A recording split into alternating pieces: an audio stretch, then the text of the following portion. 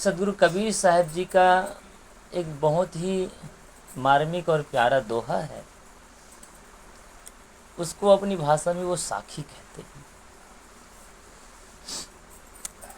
कबीर साहब ने कहा, नमन छमन अरु दीनता सबसो आदर भाव, और कहाँ है कबीर सोई बड़ा जामे बड़ा स्वभाव।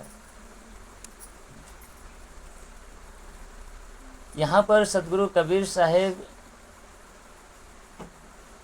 मानव जीवन की विशेषता का बखान करते हुए कहते हैं कि बड़ा कौन। वैसे विभिन्न प्रकार के सर्वे तो होता ही है। धन का सर्वे होता है, कितने पब्लिक हैं इसके सर्वे करते हैं लोग, कितने शिक्षित हैं, कितने अशिक्षित हैं, कितने रोगी हैं, कितने कौन समाज वाले, सबका सर्वे होता है ना। कबीर साहब ऐसे ही बीच समाज में बैठे थे, सबसे पूछा, भैया किसमें बड़ा कौन है। कोई आदमी धनी वाला हाथ उठाया कि मैं भी दादा बड़ा आदमी हूँ, धनी आदमी। किसी ने कहा कि मैं 6 फुट का, मैं बड़ा आदमी हूँ, ऊंचाई में बड़ा था। कबीर साहब ने ये भी नहीं चलने वाला। एक आदमी बड़ा पद वाला था, वो खड़ा हो गया कि देख बड़ा बड़ा पद वाला। कबीर साहब ने कहा, मैं तुम बड़ा हो, तुम्हारा शरीर का बड़ा, तुम्हारा पद का बड़ा, तुम्हारा धन का बड़ा, ये नहीं पूछते। बड़ा कौन है, श्रेष्ठ कौन है। जो कौन सा सीजन चल रहा है, पितृपक्ष, सही नहीं, और पितृपक्ष में सब घर बड़ा बनता है। जिसके जिसके घर होता है, अब संयोग से नहीं हो इसलिए कैसे खाते हैं। हम लोग किस्मत में बड़ा खाना लिखा ही नहीं था।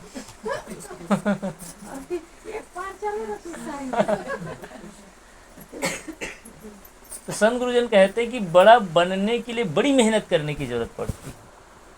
बड़ा खाने के लिए बड़ी मेहनत की जरूरत भी पड़ती है। ऐसे थोड़ी बड़ा मिल जाता है भाई, है ना। अब हम लोग इस साल बोए ही नहीं है, पूरी तो कहाँ से खाते, देखिए नहीं। संत लोग बताते हैं कि उसको बोनते हैं, मिजाई करते हैं, पिसाई करते हैं, दाल बनाते, भिगाते हैं, सही कि नहीं। उस दाल को छीलते हैं, छिलका निकालते, फिर पीसते हैं, फिर पीसने के बाद में मिर्ची मसाला डालते, खौलते हुए तेल में डाल देते हैं, तब बड़ा बनता है। ये तो जो बड़ा खाते उस बड़े की बात हुई, उसको भी बनाने में बड़ी मेहनत है। हम सब भी बड़ा बनना चाहते हैं। घर का मालिक, घर का मुखिया, गांव का मुखिया, राष्ट्र का मुखिया, हर आदमी बड़ा बनना, छोटा कोई नहीं बनना चाहता। कबीर साहब ने तो कहा है कि शिष्य कोई नहीं बनना चाहता, सब गुरु बनना चाहते हैं। साधु लोग हो गए ना, हम लोग भी गुरु बनना चाहते, शिष्य नहीं बनना चाहते। चेला बनने में झंझट, अब कैसे चेला बनने में झंझट, जाते ही सारा काम कराना पड़ता है।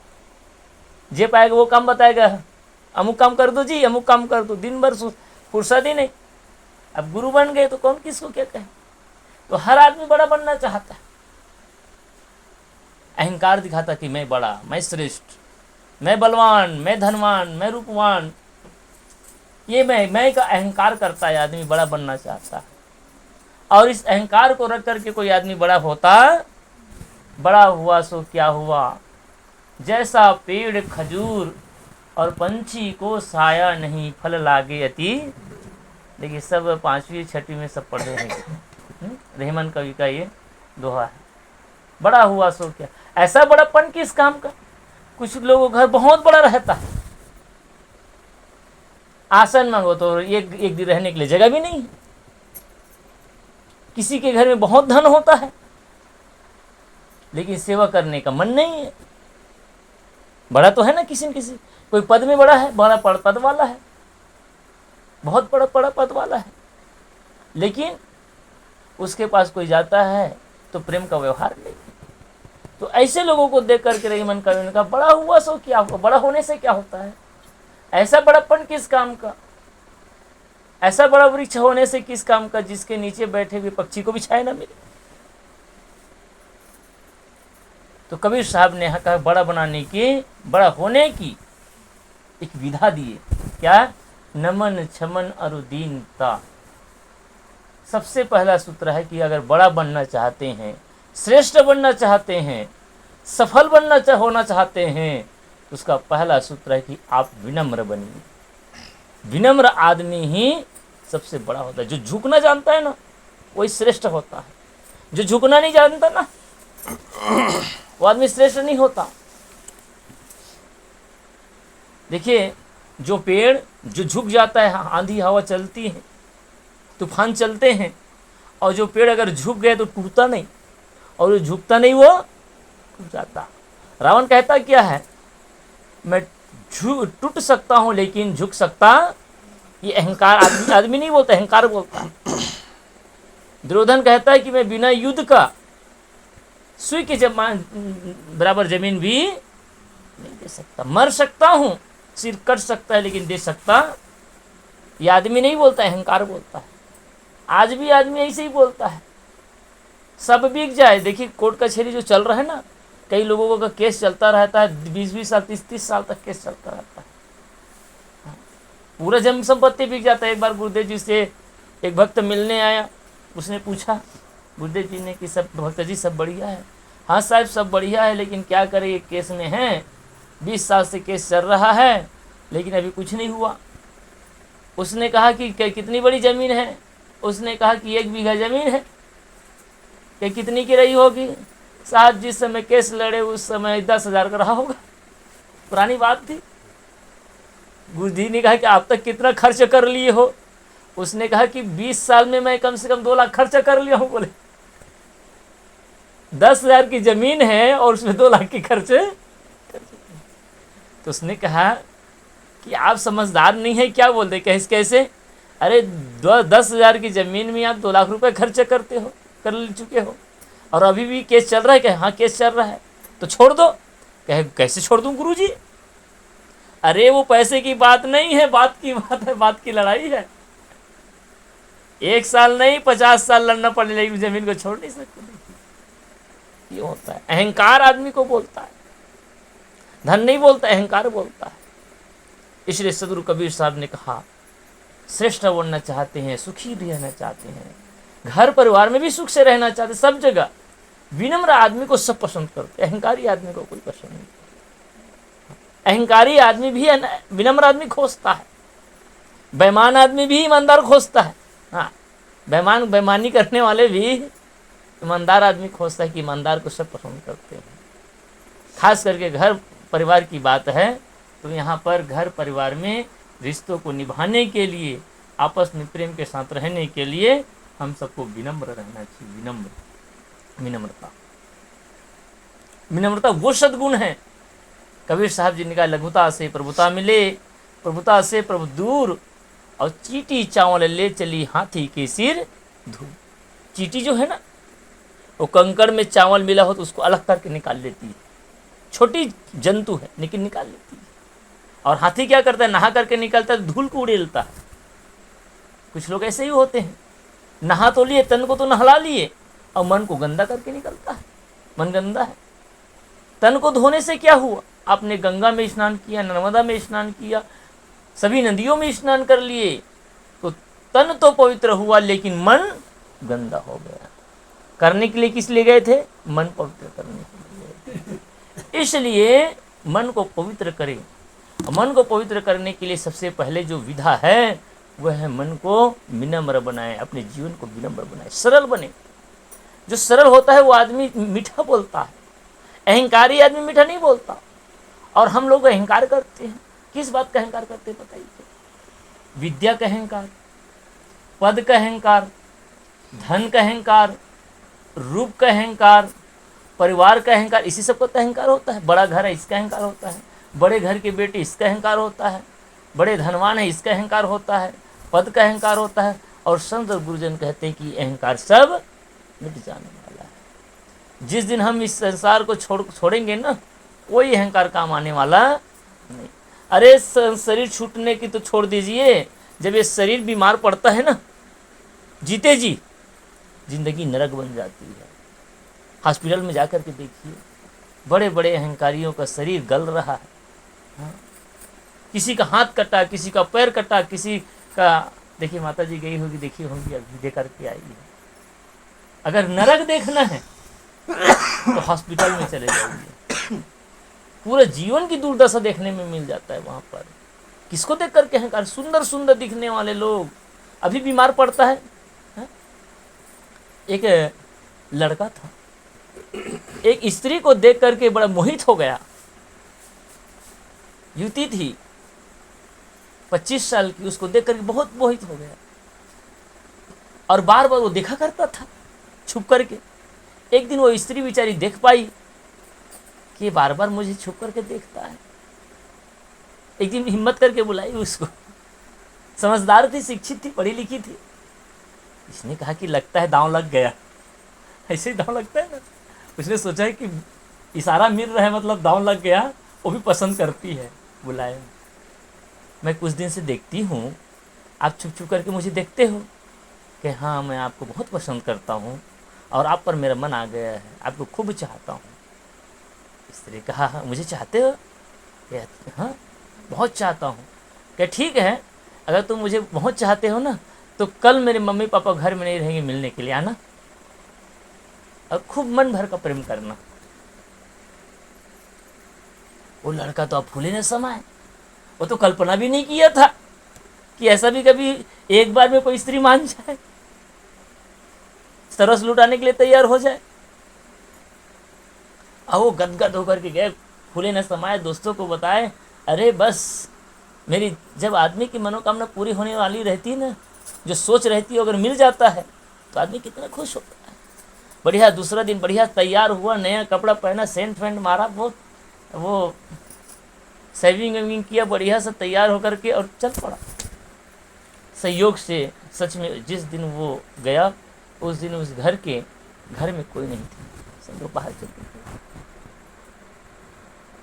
और वो जो स्त्री थी, युवती थी, वो बरामदे में खाट में लेटी हुई।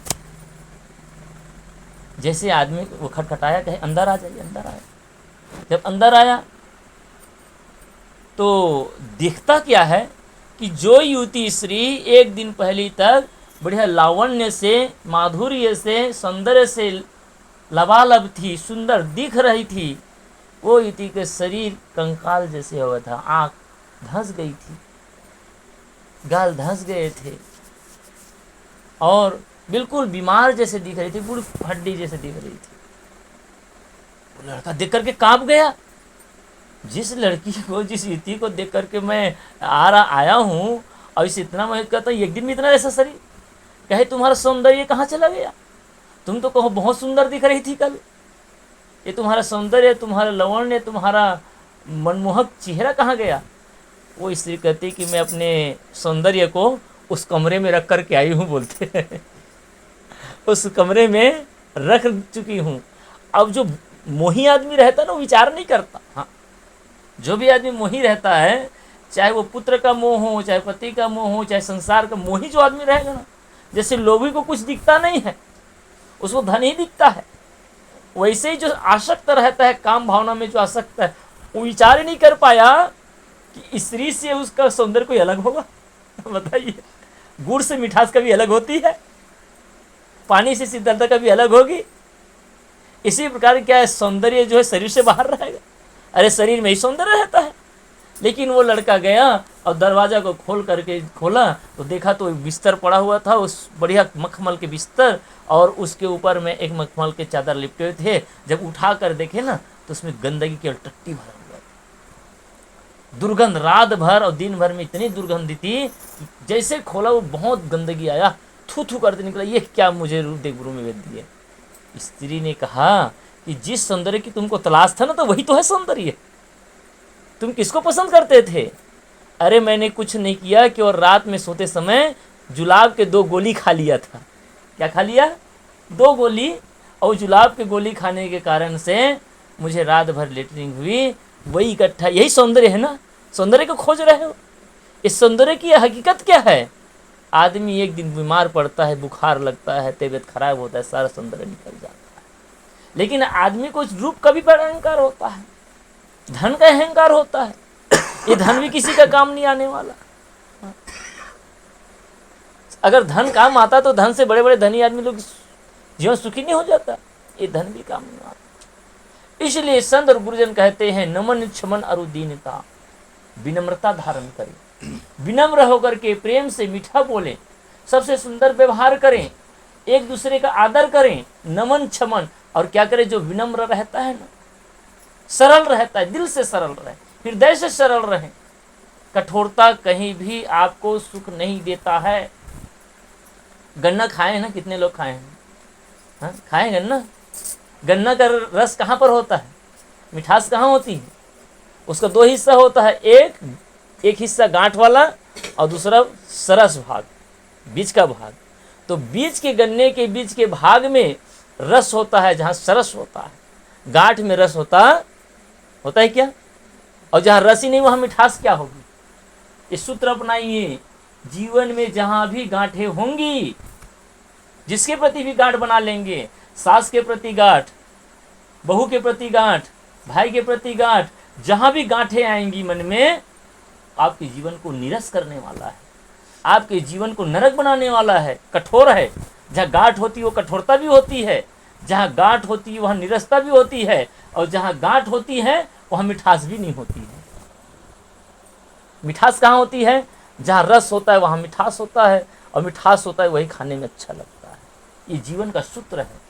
जीवन को सुखमय बनाना चाहते हैं तो नीरस मत बनाइए, सरस बनाइए, प्रेम से भरिए। प्रेम से जितना रस भरते जाएंगे उतना ही सुंदर जीवन होगा। रहमन कवि ने और कहा है, रहमन धागा प्रेम का मत तोड़ो चिटकाए, और टूटे तो जुड़े नहीं और जुड़े तो गांठ पड़ जाए। कितना सुंदर। रहमन कवि कहता है रहमन धागा प्रेम का।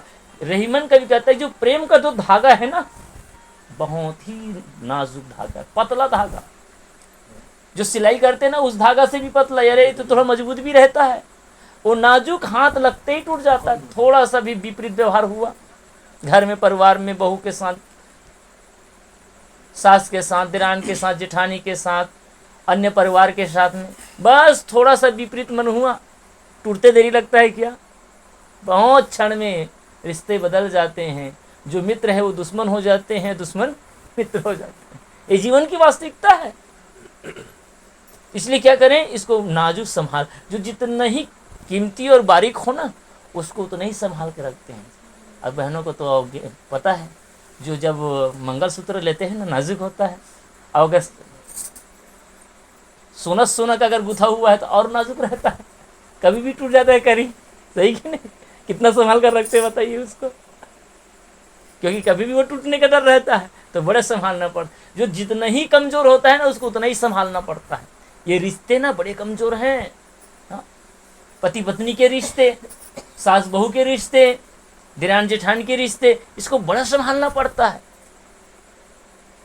एक आदमी चाहे ना तो 500 जानवर को पाल सकता है, अकेले मजदूर कर लेगा, 500,000 जानवर को पाल लेगा। जानवर को पालने में कोई दिक्कत नहीं है, बस खाना पानी चारा दे दीजिए, हो जाएगा। लेकिन आदमी के एक बच्चे को पालना टेढ़ी कीड़ है, बस का बात नहीं है। पूरा आदमी की जिंदगी नरक बन जाता है।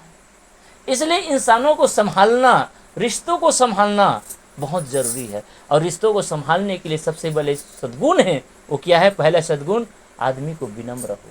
सास को भी विनम्र होना चाहिए, बहू को भी विनम्र होना चाहिए, घर के ससुर को भी विनम्र होना चाहिए, पति और पत्नी दोनों को। जहाँ विनम्रता होगा ना वहीं प्रेम पनपेगा, और जहाँ विनम्रता नहीं रहेगा, अहंकार रहेगा। पत्नी अहंकार करती है, पति अहंकार करता है, घर के अन्य लोग, सास ससुर अहंकार करते हैं, या बहू अहंकार कहीं भी सुख मिलने वाला। जहाँ भी अहंकार किए उसका पतन निश्चित हुआ है। दूसरा सूत्र क्या है? क्षमन, क्षमा करने का। बड़ा दिल वाला वह है जो दूसरों की गलती को क्षमा करना जानता है।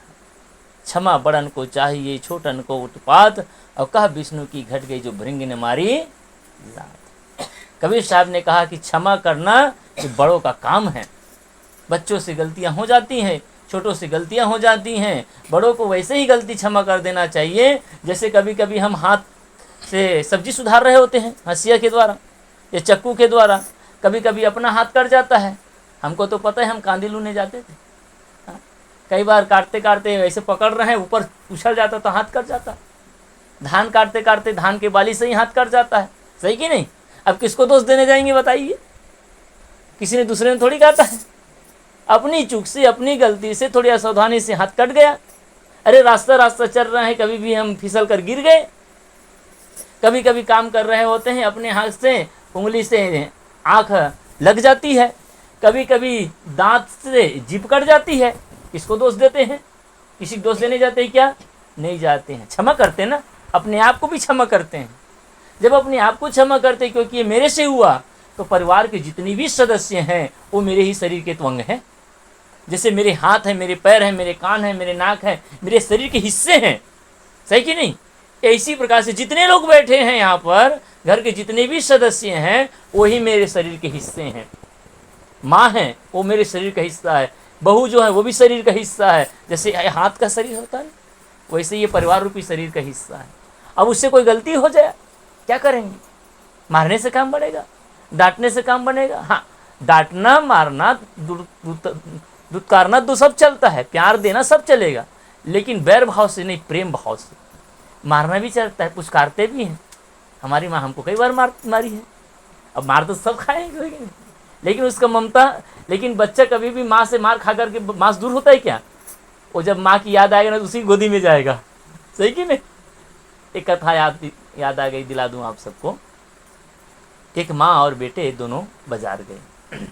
माँ बहुत गरीब थी, इतनी गरीब थी बेचारी कि अपने बच्चे का भी ठीक ढंग से परवरिश नहीं कर पाती। ऐसी गरीबी भी होता रहा, आज भी है कई जगह, ऐसी बात नहीं है। संपन्न है तो संपन्न लगता है लोगों को, ऐसी गरीबी आज भी है।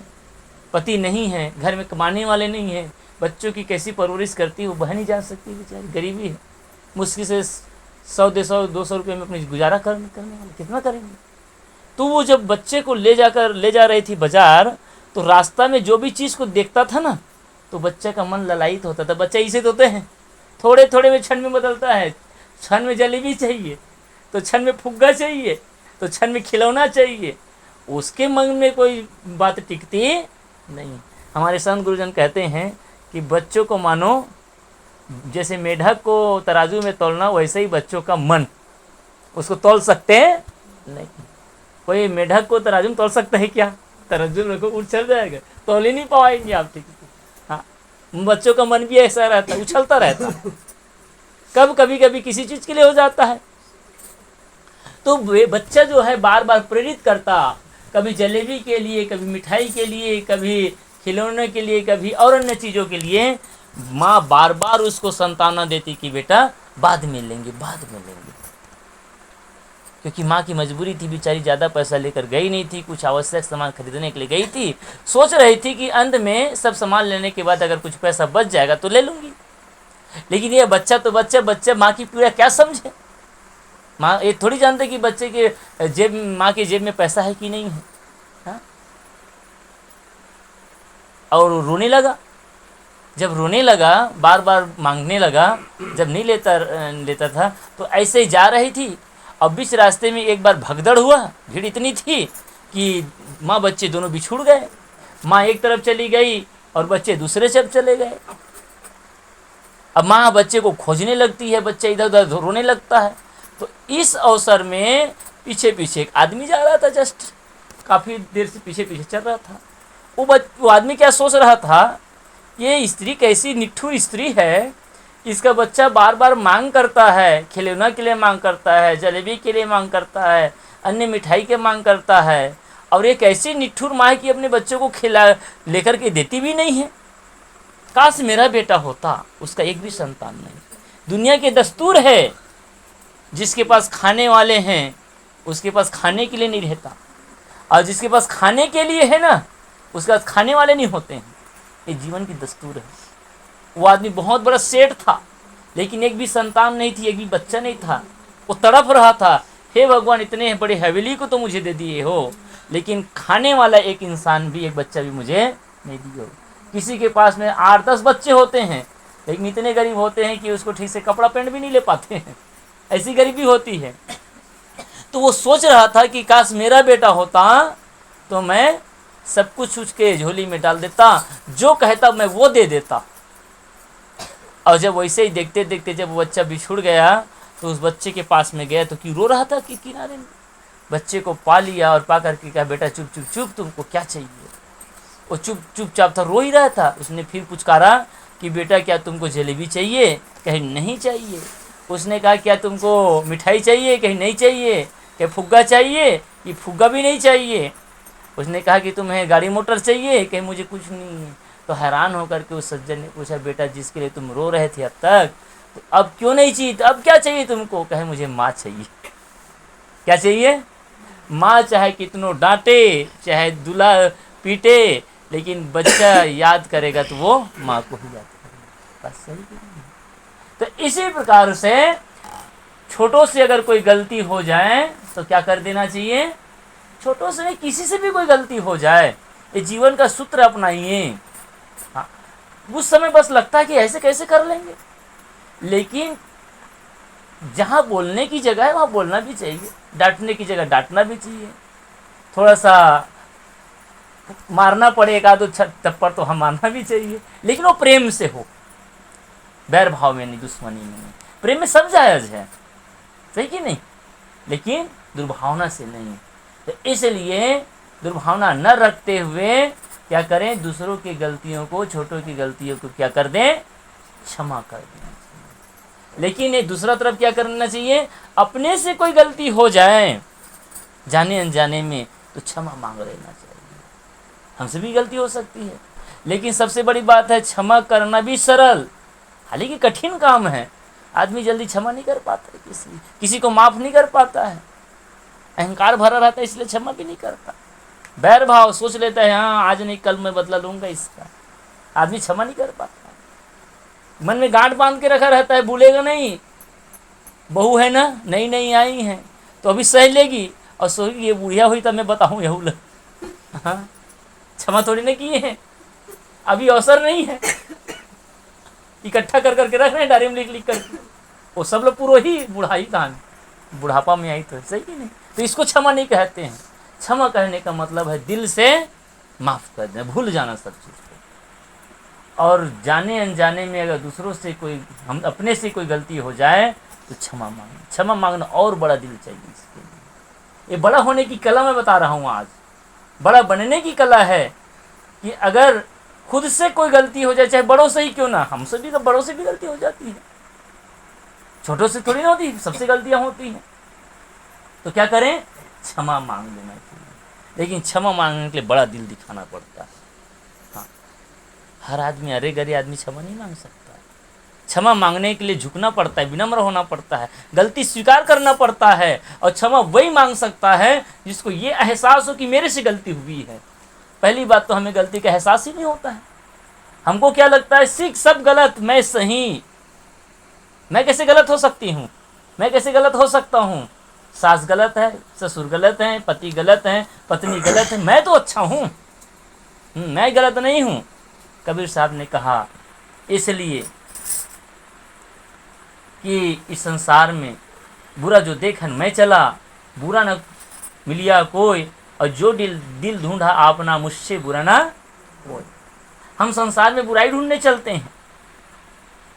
कबीर साहब कहते कि जब मैं अपनी ओर देखता हूँ ना, तो मेरे से बुरा इंसान संसार में कोई नजर नहीं आता, सबसे बुरा तो मैं ही हूँ। लेकिन हम लोग क्या समझते हैं कि हम संसार को बुरा समझते, गलत समझते, अपने को अच्छा समझते हैं। हम बुरे हैं, हम में कमी है, हम में दोष हैं। जो अपने दोष को, अपने बुराई को, अपनी गलती को देखने लग जाए, बताइए कि उस घर में नरक होगा कि स्वर्ग होगा?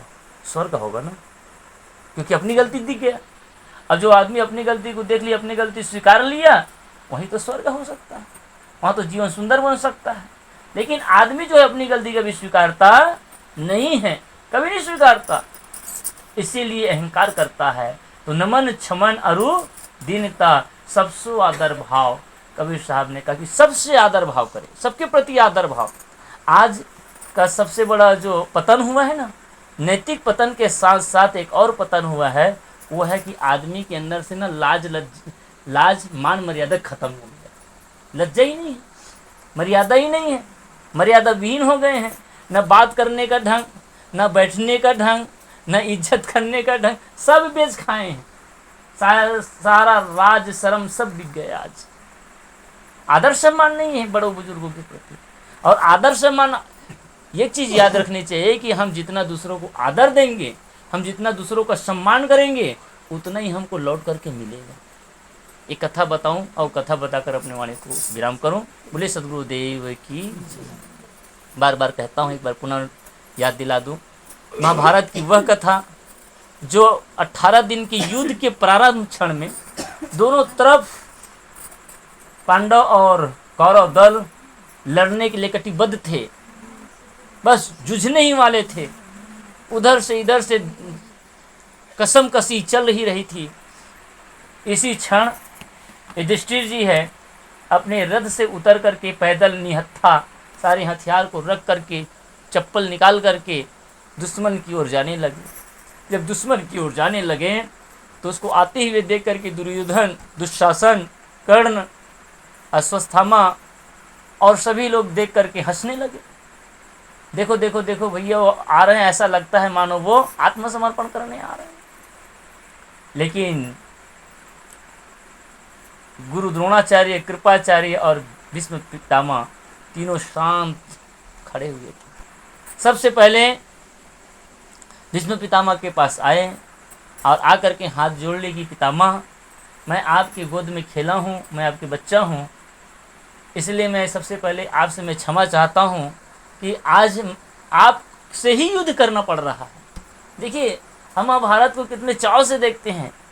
महाभारत की विडंबना देखिए कि अपने ही पिता माँ, अपने ही भाई, अपने ही भतीजे को एक दूसरे लोग मारने काटने के लिए, कोई दुश्मन नहीं था, कोई पाकिस्तानी और भारतीय नहीं थे वहाँ पर, कोई हिंदू और मुसलमान नहीं थे, दोनों एक ही परिवार के थे।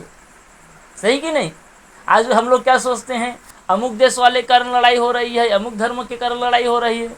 आदमी के मन में अगर लड़ने की प्रवृत्ति होगी, स्वार्थ और अहंकार होगा, तो घर में भी अहंकार कर लड़ेगा। लड़ता है कि नहीं लड़ता है? आज अपनों को अपने लोग मार डालते हैं, कोई दूसरा थोड़ी दुश्मन आता है मारने के लिए।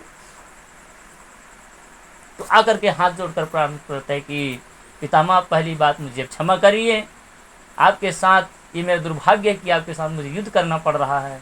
और दूसरी बात, मैं आपसे आशीर्वाद चाहता हूँ, क्योंकि आपके आशीर्वाद के बिना मैं विजयी नहीं हो सकता। कृपया आप मुझे आशीर्वाद दीजिए। प्रणाम करते हैं, सिर झुका देते हैं। भीष्म पितामह उसको आशीर्वाद देता है कि बेटा, मेरा आशीर्वाद तुम्हारे साथ है, मैं तुम्हारे साथ रह तो नहीं सकता, लेकिन मेरा आशीर्वाद तुम्हारे साथ है, तुम विजयी भव। जब इसको सुनते हैं ना, दुर्योधन का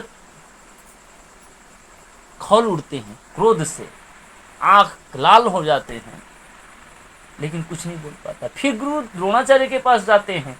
गुरु द्रोणाचार्य से भी वही क्षमा याचना करके वो प्रार्थना करते हैं कि गुरुदेव, मुझे आप विजयी होने का आशीर्वाद दिए। वो भी विजयी होने का आशीर्वाद दिए।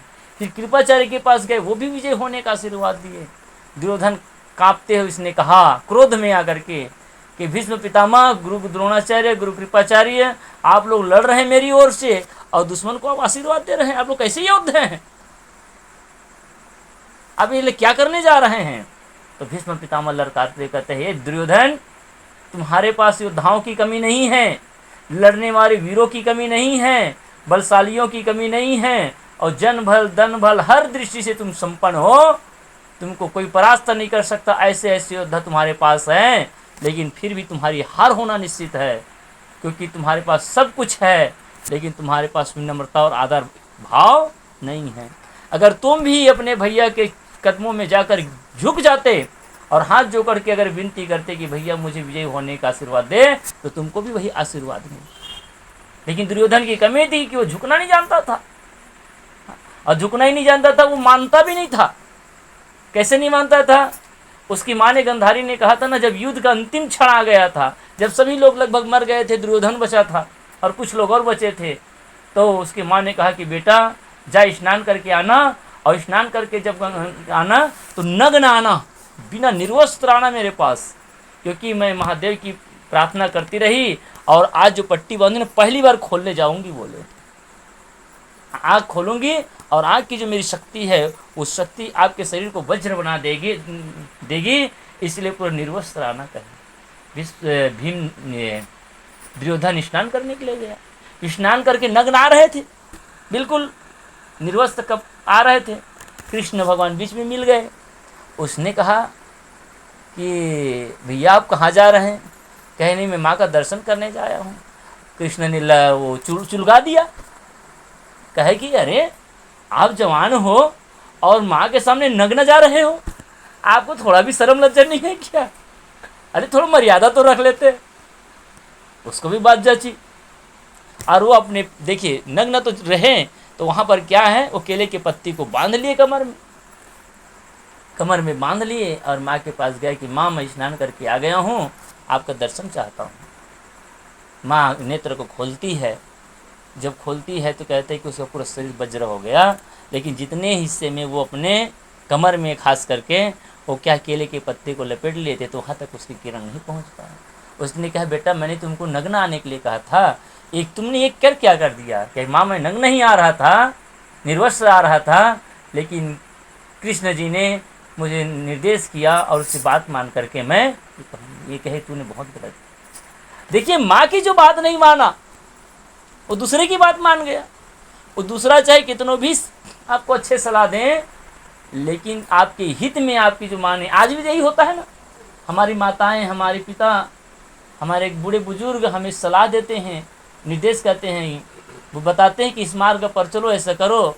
हम लोग क्या समझते हैं, अरे वो अनपढ़ माँ हमसे ज़्यादा जानेगी क्या, वो अनपढ़ पिता कि हमसे ज़्यादा जानेंगे क्या। हम लोग अपने को ज़्यादा समझदार समझते हैं। आज भी अगर माँ की बात मान गया होता तो उसको मरना नहीं पड़ता। बाकी बात नहीं मानना, किसका बात? दूसरों की बात मान लिया। हम लोग भी दूसरों की बात में आ जाते। बीच में चीटी चावल ले चली, बीच में मिल गई दाल। वो दुर्योधन तो आ ही रहा था, बीच में कौन मिल गए? कृष्ण। अब कृष्ण के छलिया चाल कोई समझ नहीं पाया। जब माँ ने बुलाया है उसको नग्न, और माँ के सामने पर्दा भी कैसे? अरे जिस माँ ने स्तनपान कराया, जिस माँ ने खुद जन्म दिए हैं, जिस माँ ने हमारे शरीर की किस अंग को नहीं शोभा होगा, माँ ही एक ऐसी स्त्री है जो चाहे स्त्री पुरुष हो चाहे स्त्री हो, अपनी बेटे और बेटी का उस हर सारे अंग को स्पर्श की रहती है। उसके अलावा कोई किसी के शरीर को स्पर्श नहीं करती है। माँ का हाथ पुरुष के अपने बेटे के किस शरीर के अंग में, शरीर में हाथ में नहीं फेरा होगा? सब जगह। लेकिन इतना ज्ञान नहीं रहा, भूल गया था। कहने का तात्पर्य था कि आदमी को विनम्र होना चाहिए, झुकना चाहिए, आदर सम्मान करना चाहिए। इसलिए हम एक दूसरे का आदर करें, सम्मान करें, इज्जत करें। जितना हम दूसरों को आदर देंगे, सम्मान देंगे, इज्जत करेंगे, उतना ही आदर सम्मान मिलेगा। बहुओं का और कर्तव्य है कि हम जितना शालीन बने, विनम्र बने, सज्जन बने और सुंदर स्वभाव वाला बने, मन से और स्वभाव से सुंदर बने। तन का सुंदर तो कुछ दिन के रहने वाला है, लेकिन जिसका मन सुंदर होता है, स्वभाव सुंदर रहता है, स्वभाव ही आदमी को शोभा पाता है।